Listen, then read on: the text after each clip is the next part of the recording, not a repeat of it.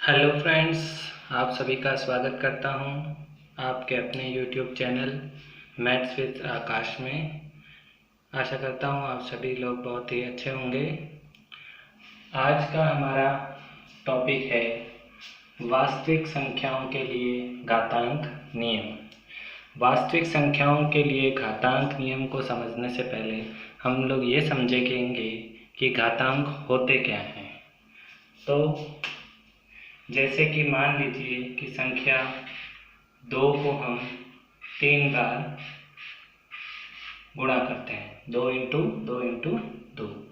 तो यहाँ जो गुणा होने वाली संख्या है वह है 2। इस 2 को क्या कहा जाता है? आधार या बेस। यानी जिस संख्या को गुणा किया जाता है वह क्या कहलाती है? आधार। और यहाँ पे हमने 2 को कितनी बार गुणा किया है? 1 2 3 बार। 2 को हमने 3 बार गुणा किया है, तो इस 3 को हम 2 के ऊपर इस प्रकार से लिख देते हैं। तो संख्या को जितनी बार गुणा किया जाता है उसे उसका क्या कहा जाता है? घातांक। तो यहाँ पर घातांक कितना है?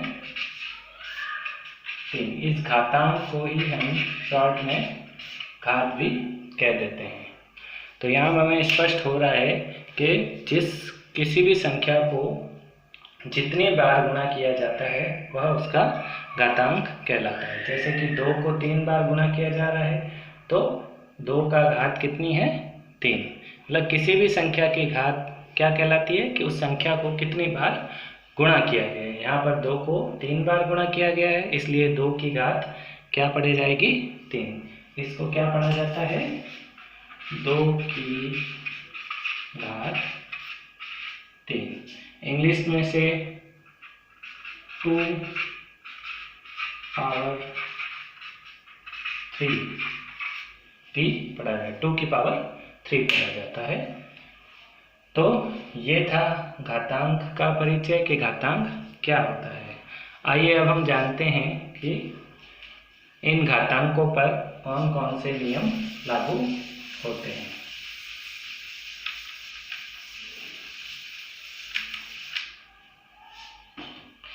तो घातांकों पर जो सबसे पहला नियम लागू होता है वो इस प्रकार है।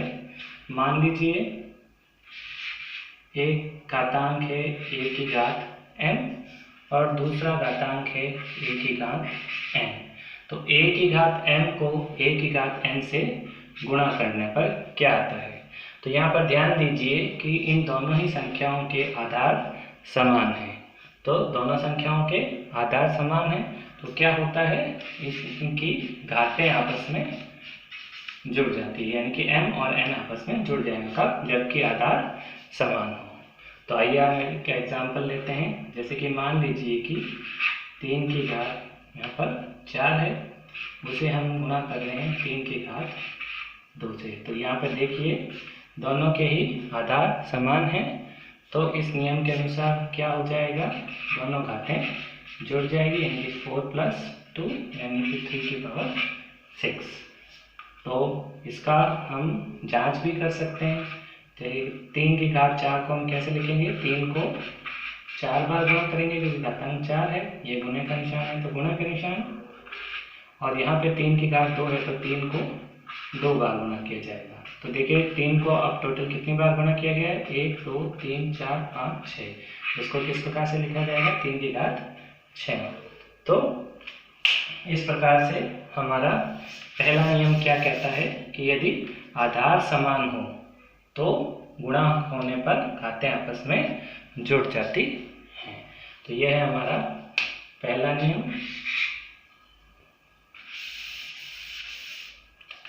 घातांक का जो दूसरा नियम आता है वो है a की घात m भाग a की घात n, या फिर इसे हम a की घात m बट्टा a की घात n भी कह सकते हैं। दोनों का एक ही मतलब होता है। भाग a की घात n है तो उसे हम बट्टा a की घात n भी लिख सकते हैं। तो a की घात m में जब a की घात n का भाग दिया जाता है तो कब क्या आता है? तो यहाँ पर भी देखिए दोनों ही संख्याओं का आधार समान है, ये ध्यान देने योग्य बात है। तो इस कंडीशन में घातें जो है वो आपस में कट जाएगी। तो m माइनस n, यहाँ पर भी यही आएगा m माइनस n, यानी कि अंश की घात हर की घात में से घट जाएगी। आइए इसे भी एक एग्जाम्पल से समझ लेते हैं। जैसे कि मान लीजिए कि 6 की घात 4 के अंदर 6 की घात 2 का भाग दिया जाएगा, तो हमारे नियम के अनुसार क्या हो जाएगा, घातें आपस में घट जाएगी। 4 माइनस 2, तो 4 में से 2 जाता है तो क्या बचता है 2, तो 6 की घात 2। तो आइए इसे भी हम जांच लेते हैं। तो 6 की घात 4 का मतलब हो गया 6 को 4 बार गुणा किया जाए, और भाग है, भाग का मतलब बटा होता है। अभी हमने आपको बताया था 6 की घात 2, यानी कि 6 को 2 बार गुणा। तो देखिए एक 6 से एक 6 कट गया, 206 से 206 कट गया, तो कितने 6 बच गए 2, 6 का 2 बार गुणा। तो 6 को 2 बार गुणा करने पर क्या लिखा जाता है 6 की घात 2।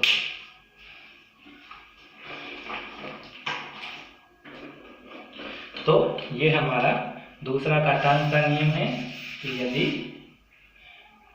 आधार समान हो तो घातें आपस में घट जाती है, कब, जबकि भाग हो। अब आते हैं, देखते हैं तीसरा नियम। तीसरा नियम है a की घात m इंटू b की घात n। तो यहाँ पर ध्यान दीजिए कि दोनों ही संख्याओं का आधार अब अलग अलग है, परंतु यहाँ पर घातें दोनों की समान है। यहाँ पर भी m है और यहाँ पर भी m है। तो जब दोनों संख्याओं का आधार अलग अलग हो और घातें समान हो तो क्या होगा, आधार आपस में गुणा हो जाएंगे, तो a इंटू बी हो जाएगा। और क्योंकि दोनों की घात समान है तो यह घात दोनों के ऊपर कोष्ठक में लग जाएगी। तो आइए इसे भी जांच लेते हैं। जैसे कि 3 की घात 2 और 2 की घात 4 है, तो हमारे नियम के अनुसार क्या होगा, 3 इंटू 2, सॉरी यहाँ पर घातें समान करनी है, तो 2 की घात 2, तो क्या आ जाएगा 3 इंटू 2 की घात 2। देखिए दोनों ही आधार अलग अलग हैं, घातें समान हैं, तो घात ऊपर आ जाएगी कोष्ठक पर। 3 इंटू 2 हो जाएंगे 6, 6 की घात 2, यानी कि 36। तो यहाँ ये देख लीजिए, यहाँ पर भी हम इसे भी जांच लेते हैं। 3 की घात 2 यानी 3 इंटू 3, और 2 की घात 2 यानी 2 इंटू 2। तो 3 तिया 9 हो जाएगा, 9 दूनी 18 हो जाएगा, और 18 दूना 36 हो जाएगा। तो देखिए दोनों साइड्स बराबर आई है, इसलिए हमारा ये जो तीसरा नियम है वह भी सत्य है।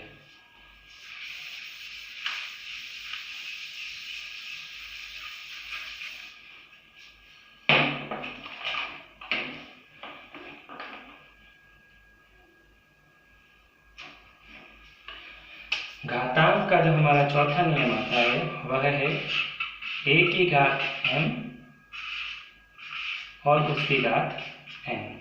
तो यहाँ पर देखिए क्या दिखाई दे रहा है कि घातांक के ऊपर एक और घातांक लगा हुआ है, यानी कि घात के ऊपर घात लगी हुई है। तो इस नियम के अनुसार क्या होगा कि यदि घात के ऊपर घात लगी हो, यानी घातांक के ऊपर घातांक लिखा हो, तो ये दोनों ही घातांक आपस में गुणा हो जाएंगे। तो a की घात m उसकी घात n बराबर क्या हो जाएगा, a की घात m इंटू n। तो आइए इसे भी जांच लेते हैं। जैसे कि मान लीजिए 2 की घात 3 और उसकी घात 2, तो हमारे नियम के अनुसार क्या होगा, ये दोनों ही घातें आपस में गुणा हो जाएगी। 3 इंटू 2 यानी कि 2 की पावर 6। तो आइए इसे भी जांच लेते हैं। तो यहाँ पर देखिए 2 की घात 3 यानी कि 2 इंटू 2 इंटू 2 की घात 2, ये 2 दूनी 4, 4 दूनी 8, यानी कि 8 की घात 2, और 8 की घात 2 कितना होता है 64। और यहाँ पर 2 की घात 6 यानी कि 2 into 2 into 2 into 2 into 2 into 2, 2 को 6 बार गुणा कर दिया। 2 दूनी 4, 4 दूनी 8, 8 दूनी 16, 16 दूना 32, और 32 दूना 66। तो देखिए दोनों ही पक्ष आपस में बराबर आए हैं।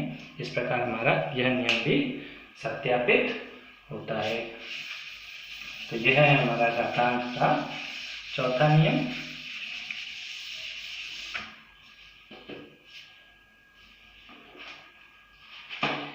घातांक का जो पांचवा नियम आता है वह है a/b की घात m, यानी कि a/b है और उसके पूरे के ऊपर, पूरे पर कोष्ठक लगा हुआ है और उसके ऊपर घातांक में m लिखा हुआ है।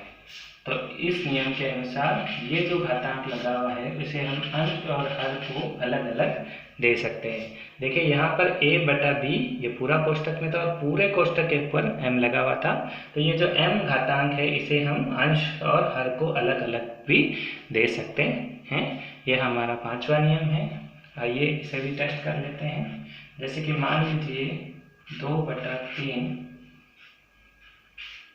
की घात 3 है, तो इसे किस प्रकार से लिखा जाएगा? 2/3 को 3 बार गुणा किया जाएगा। देखिए क्योंकि ये आपस में गुणा हो रहे हैं तो अंश अंश आपस में गुणा हो जाएंगे, 2 × 2 × 2।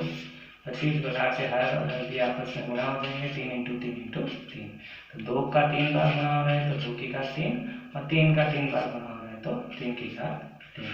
तो देखिए 2 की घात 3, इस पूरे के ऊपर घात 3 लगी हुई है, तो ये दोनों अलग अलग आ जाती है। इस प्रकार से ये हमारा 5वां नियम भी सत्यापित हो चुका है।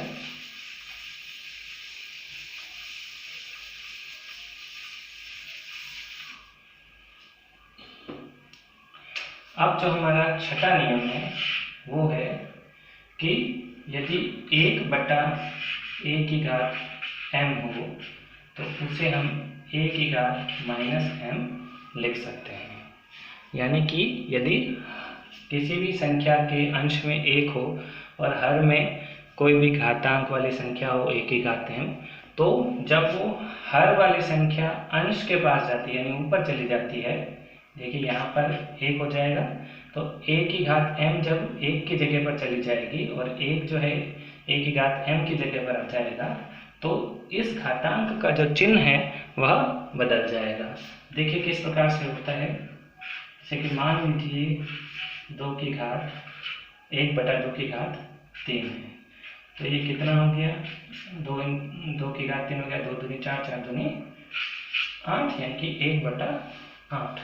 तो इसे हम किस प्रकार से लिख सकते हैं? 2 की घात -3 लिख सकते हैं।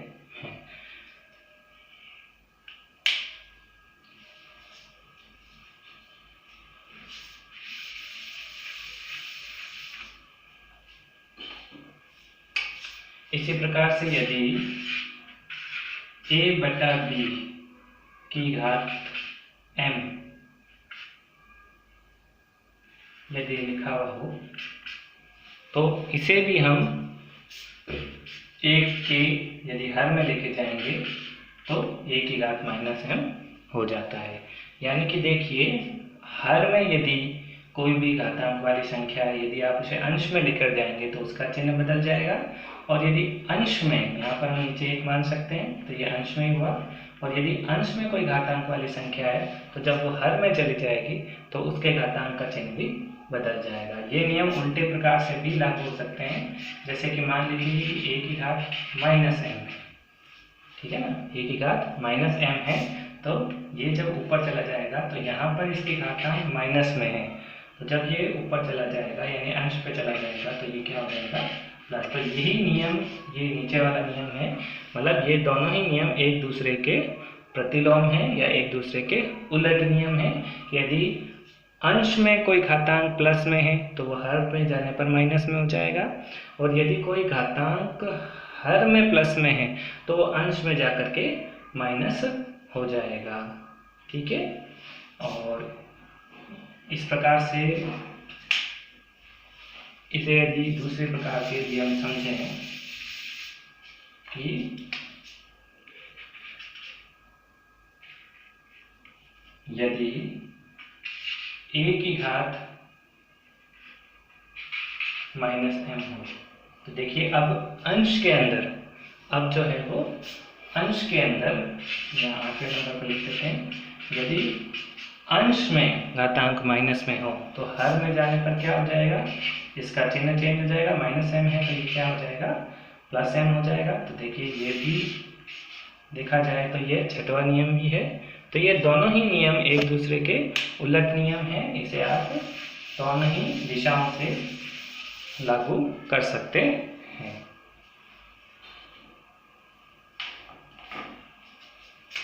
और जो घातांक में अंतिम नियम आता है वो इस प्रकार है कि यदि a की घात 0 हो तो उसे 1 के बराबर माना जाएगा। यहाँ पर एक कोई भी संख्या हो सकती है, किसी भी प्रकार की संख्या हो सकती है, 1 हो सकती है, 1000 हो सकती है, 1 लाख हो सकती है, 1 करोड़ भी हो सकती है। तो यदि 1 करोड़ की घातांक में भी यदि 0 होगा तो उसका भी मान 1 आएगा। और यह एक प्राकृत संख्या भी हो सकती है, पूर्ण संख्या भी हो सकती है, परिमेय संख्या भी हो सकती है, अपरिमेय संख्या भी हो सकती है। हर प्रकार की संख्या, कोई भी प्रकार की संख्या हो, यदि उसके घातांक में 0 आएगा तो उसका मान सदैव 1 आएगा।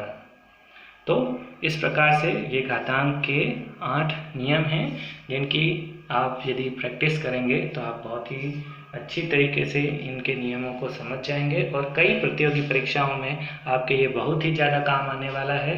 इसलिए आप लोग इनके जो भी सवाल हैं या जो भी एग्जाम्पल्स हैं उनकी प्रैक्टिस कीजिए। मेरी शुभकामनाएं आपके साथ है। ऐसे ही वीडियोस के लिए वापस मिलेंगे अगले वीडियो में। नमस्कार।